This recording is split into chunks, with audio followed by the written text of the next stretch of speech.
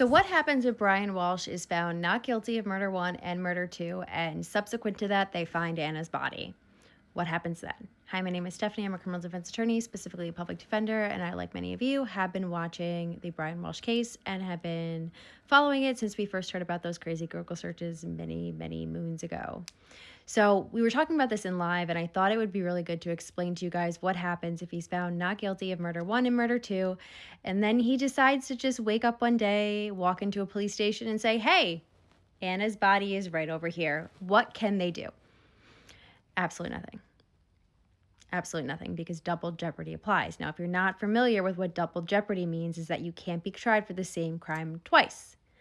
So if he then comes to a police station or decides to write a book and say, hey, kind of like OJ did, like if I did it, this is how I would have done it. Or if he discloses where he put Anna's body, walks into a police station and says, officer, this is where you can find her. He's already been tried for murder one and murder two. They can't do manslaughter because it's the same act. It's the same events, right? They can't try him for something with the same elements of the crime because he's already been found not guilty of them. So they can't retry him for murder or manslaughter.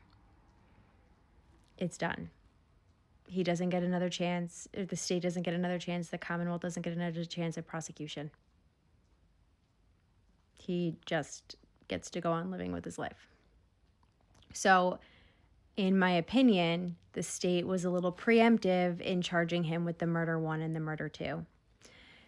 What they should have done is let him lead with the conveyance of a body and lying to the police, and then gave it some time to see if they can get more evidence, track down her body, figure out what happened, possibly do a little bit more investigation when Proctor and Buchanan are not on the case, and sort of backtrack and see if they could figure something out. And then when they had more evidence, go after the murder one and murder two, instead of doing it when they don't have a body and when they lack a lot of evidence.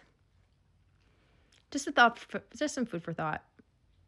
Just some food for thought. But yeah, there's your little daily law break. Let me know what you guys think.